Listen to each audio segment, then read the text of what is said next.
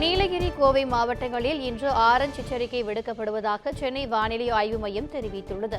இத்தொடர்பாக வெளியிடப்பட்டுள்ள அறிவிப்பில் மேற்கு திசை காற்றின் வேக மாறுபாடு காரணமாக தமிழகத்தில் இன்று ஒரு சில இடங்களிலும், புதுவை மற்றும் காரைக்கால் பகுதிகளிலும் இடி மற்றும் மின்னலுடன் கூடிய லேசானது முதல் மிதமான மழை பெய்யக்கூடும் என தெரிவித்துள்ளது.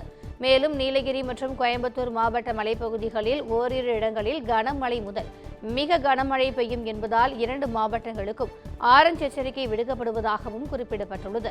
சென்னை மற்றும் புறநகரை பொறுத்தவரை வானம் ஓரளவு மேகமூட்டத்துடன் காணப்படும் என்றும், ஓரிரு இடங்களில் லேசானது முதல் மிதமான மழைக்கு வாய்ப்புள்ளதாகவும் தெரிவிக்கப்பட்டுள்ளது. தமிழகத்தில் பெண்களின் பாதுகாப்புக்காக உச்சபட்ச நடவடிக்கைகள் மேற்கொள்ளப்பட்டு இருப்பதாக தமிழக அரசு சென்னை உயர்நீதிமன்றத்தில் தெரிவித்துள்ளது. தமிழகத்தில் பெண்களின் பாதுகாப்பை உறுதி செய்ய கோரி பெண் வழக்கறிஞர்கள் சார்பில் தொடரப்பட்ட வழக்கில் தமிழக சமூக நலத்துறை செயலாளர் ஜெயஸ்ரீ முரளிதரன் சார்பில் பதில் மனு தாக்கல் செய்யப்பட்டது. அதில் தமிழகம் முழுவதும் சுமார் 2028 பெண்கள் தங்கும் விடுதிகள் சமூக நலத்துறையால் அமைக்கப்பட்டு அதில் 1,07,594 பெண்களுக்கு பாதுகாப்பான இருப்பிடம் வழங்கப்பட்டுள்ளது. மேலும் நிர்பயா நிதி மூலம் பெண்களுக்கு பொது இடங்களில் பாதுகாப்பு, பெண்களின் அவசர உதவிக்கு இலவச தொலைபேசி எண்ணுடன் கூடிய மையம், இலவச பேருந்து வசதி உள்ளிட்ட பல்வேறு நடவடிக்கைகள் மேற்கொள்ளப்பட்டு இருப்பதாக தெரிவிக்கப்பட்டுள்ளது.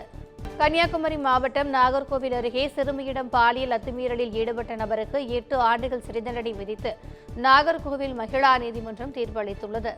நாகர்கோவிலை அடுத்த எறும்புகாடு பகுதியைச் சேர்ந்த தம்பதியினரின் 7 வயது குழந்தையை அதே பகுதியைச் சேர்ந்த சுரேஷ் என்பவர் மறைவான இடத்திற்கு அழைத்து சென்று பாலியல் ரீதியாக துன்புறுத்தியுள்ளார்.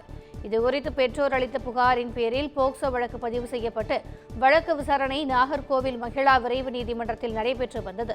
இவ்வழக்கில் குற்றம் சாட்டப்பட்ட சுரேஷிற்கு 8 ஆண்டுகள் சிறை தண்டனை விதித்து மகிழா நீதிமன்ற நீதிபதி சுந்தர் தீர்ப்பு வழங்கினார்.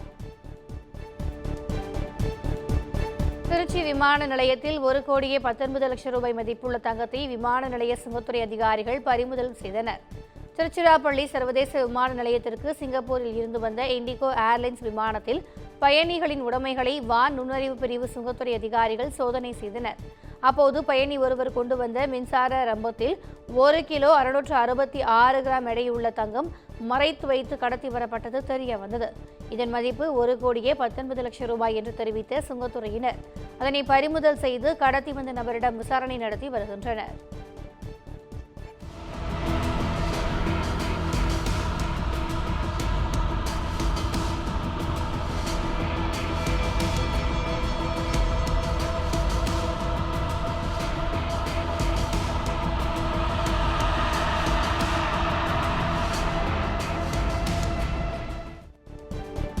மதுரை எய்ம்ஸ் மாணவர்களை தனியார் கட்டிடத்தில் தங்க வைக்க ஆர்வமுள்ளவர்கள் விண்ணப்பிக்கலாம் என்று மதுரை எய்ம்ஸ் நிர்வாகம் அறிவிப்பு வெளியிட்டுள்ளது. இத்தொடர்பாக வெளியிடப்பட்டுள்ள அறிவிப்பில் எய்ம்ஸ் மதுரை அரசு மருத்துவமனையில் தங்களுடைய மாணவர்களை தற்காலிகமாக ராமநாதபுரம் கல்லூரி வளாகத்தில் தங்க வைக்கப்பட்டுள்ளனர்.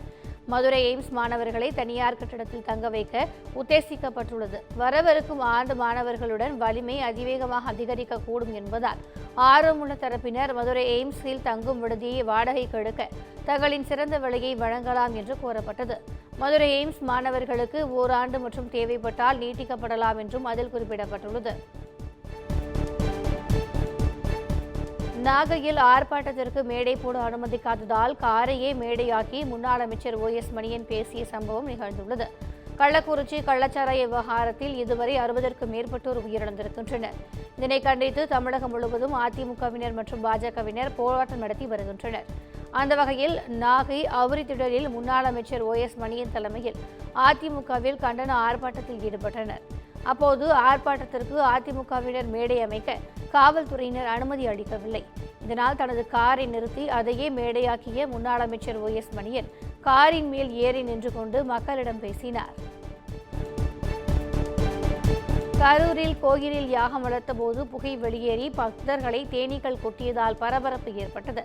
கரூர் மாவட்டம் நெரூர் அருகே உள்ள பழமை வாய்ந்த பெருமாள் கோயிலில் கும்பகோணத்தைச் சேர்ந்த ஒரு குடும்பத்தினர் சிறப்பு யாகம் நடத்தினர்.